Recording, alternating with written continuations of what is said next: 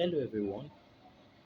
Welcome to another segment of intellectual brainstorming and academic excellence. My name is David Oni, and my YouTube channel is David Oni Woods.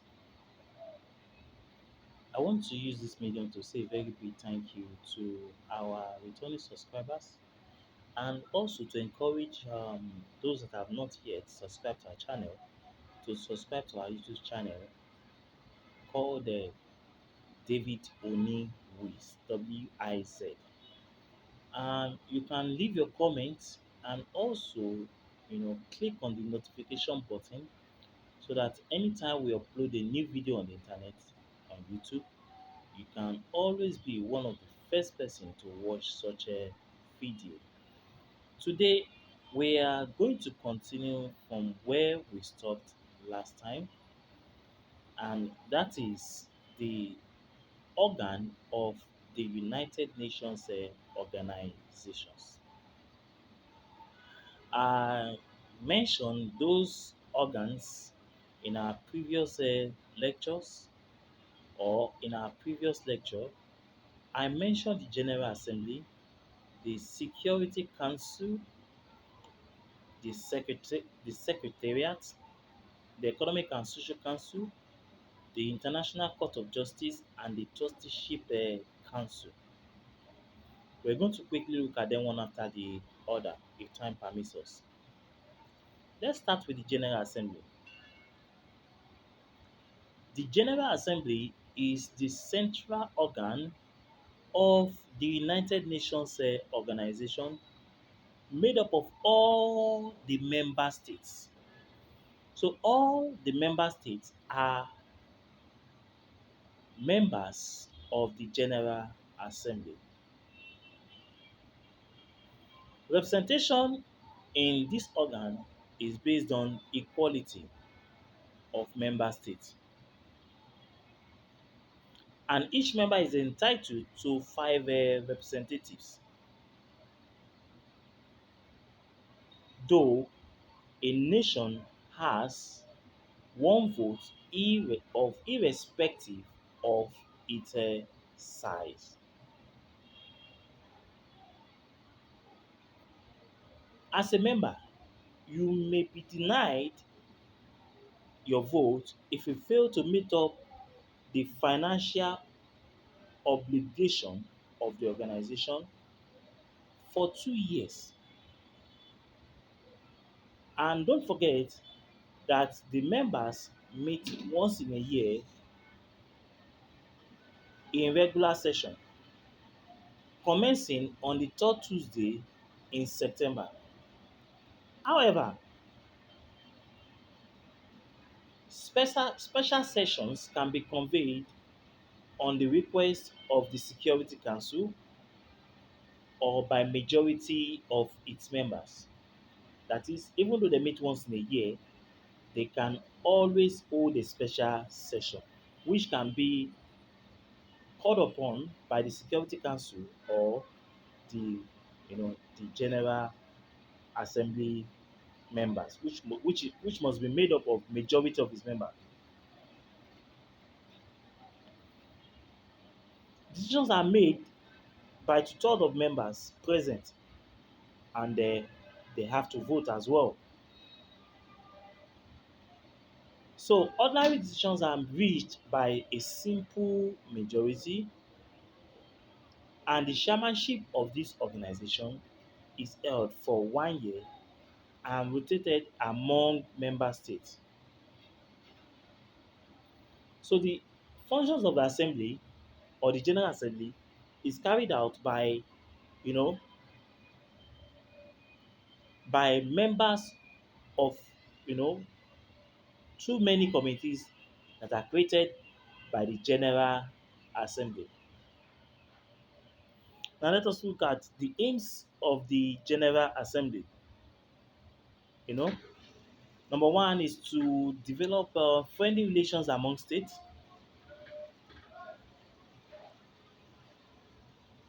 Then the second one is to ensure that force will not be used to solve problems. force will not be used to solve problems. If you don't forget, one of the reasons why the United Nations organization is actually being created is to prevent conflict, but to encourage what security and cooperation among what member states. Another one is to settle dispute by all peaceful means. Another one is to set up subsidiary organs to help the United Nations organizations in the achievement of its goals. Another one is to promote international corporations, in the area of economic, social, cultural, education, educational, and other fields. Now let us quickly look at the functions of the General Assembly. It is the General Assembly that approves the budget of the United Nations organizations. Another one is that it approves the appointment of judges of the International Court of Justice, which is at the Hague. Another one is that it approves the appointment of the Secretary General.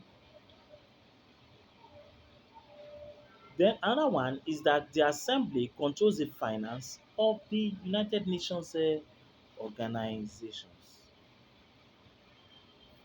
Another one is that the United Nations, the General Assembly has the capacity to expel, you know, or to expel or to suspend any what erring member state.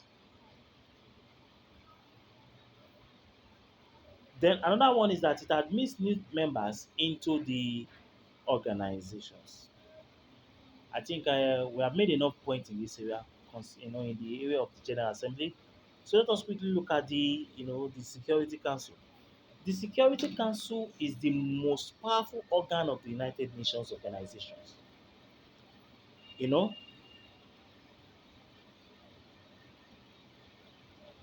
it was formerly made up of 11 members, of 5 permanent and 6 non-permanent members. Is the most strongest organ of what of the United Nations organization. That's the Security Council. However, now the Security Council has 15 members, 5 permanent and 10 non-permanent members.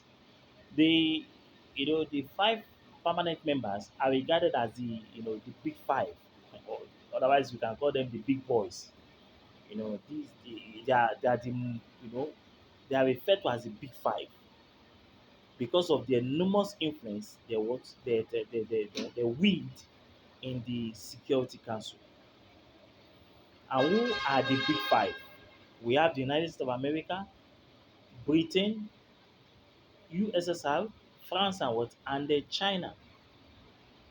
The USSR now is what we refer to today as Russia. Russia. And when you are talking about USSR, you're talking about the Union of Soviet Socialist Republic. Union of Soviet Socialist Republic. Now, the 10 non-permanent members are elected by the General Assembly for a term of 2 years and cannot be re-elected for a immediate second term. And I hope I'm making sense here. You know. Now, in election of non-permanent members, due consideration is paid to, among other things, equitable geographical location or distribution, the contribution of members to the maintenance of international peace and security, and some other factors. The Security Council has, on behalf of member states, all of which agreed under the charter to accept and carry out decisions of the council. The council has what we call veto power. They have a veto power.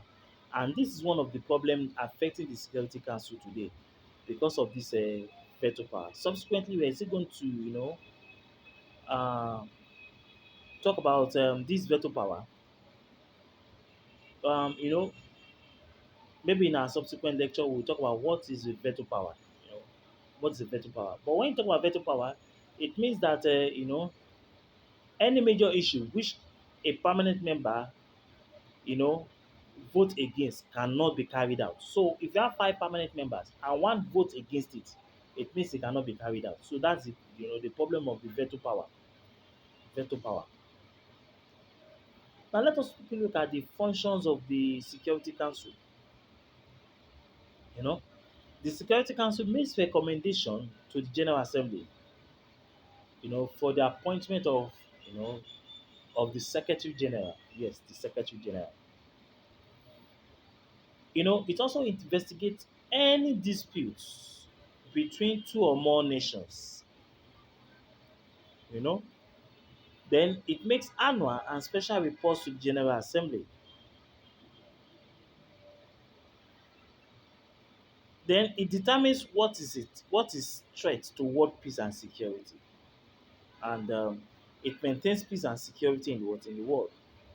And another one is that it recommends the admission of new states into the United Nations organizations. Now, I was talking about the veto power earlier on. I think it is better for me to, make some clarification on in the area of the veto power. When you talk about veto power,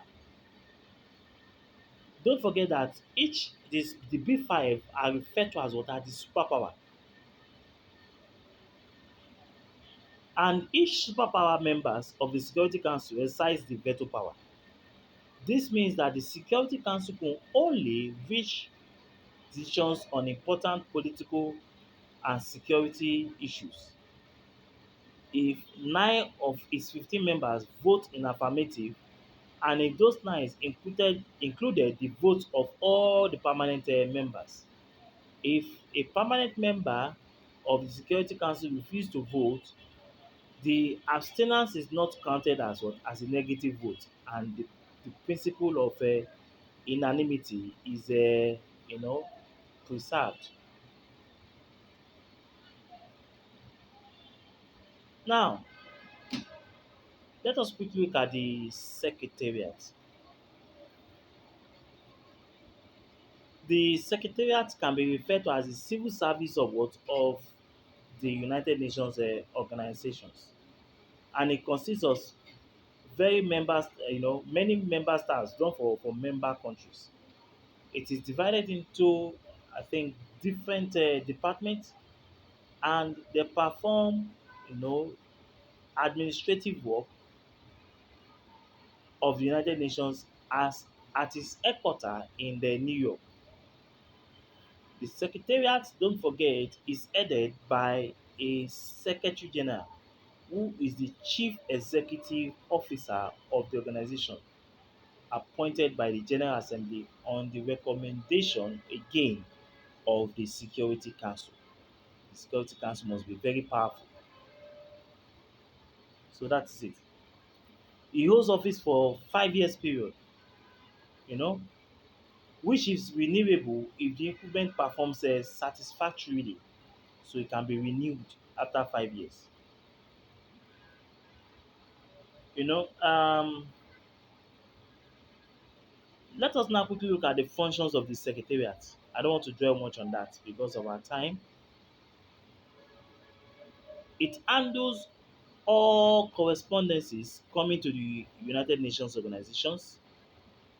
Then the chief executive gives annual report to the General Assembly.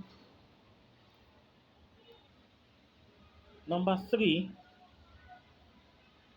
or another point, is that the staffs interpret the various languages that are used in the United Nations organizations.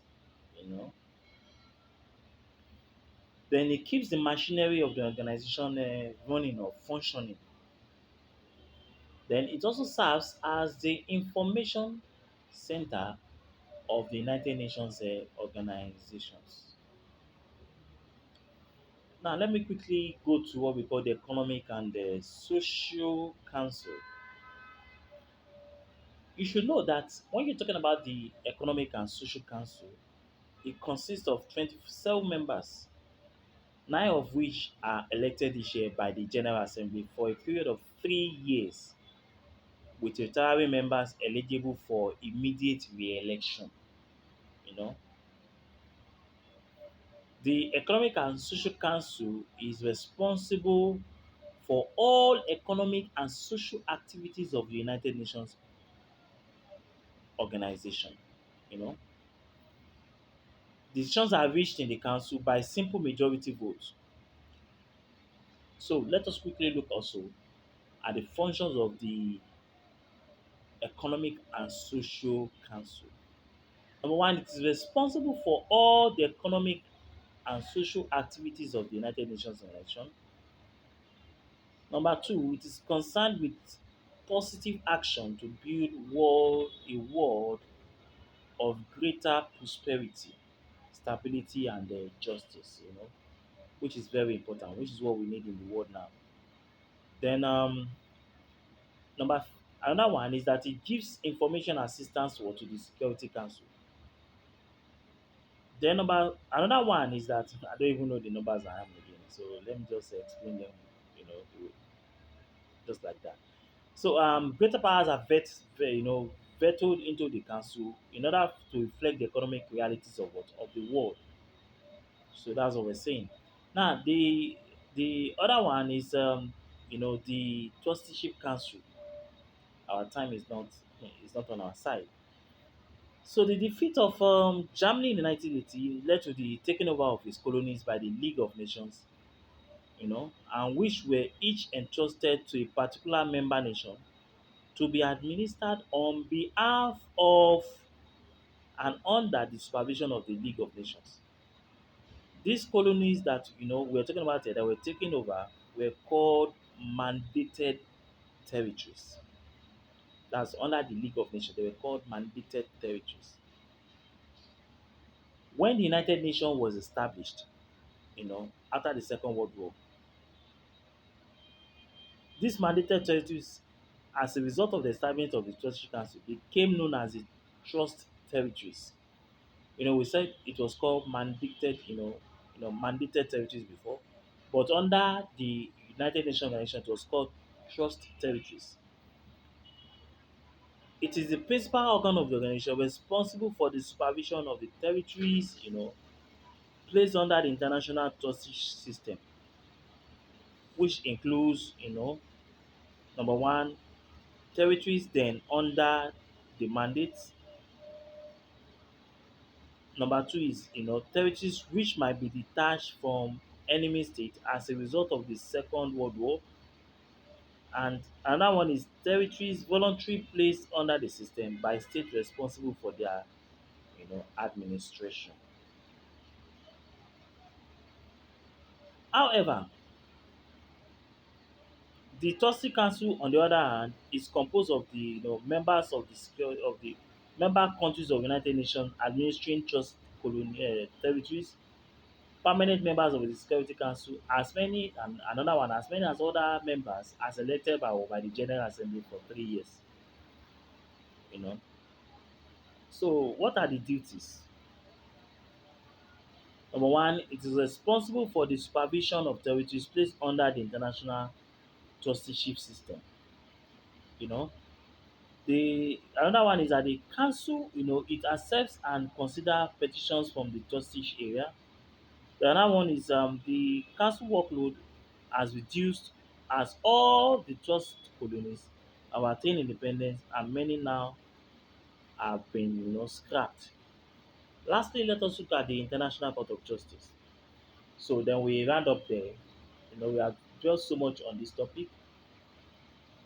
When you're talking about the International Court of Justice, we are talking about the World Court. So the World Court is the International Court of Justice. And as the International Court of Justice, it is the judicial organ of the United Nations organizations. And the headquarters of this organization is in the Hague. And where is Hague? In Netherlands. You know, um, The court is composed of 15 independent, eminent, and high moral character judges with highest judicial qualification and experience. These judges are elected by the Security Council and the General Assembly for 9-year term, irrespective of their nationality, but two of them who must not come from the same country. You know, Let us quickly look at the function of the ICJ.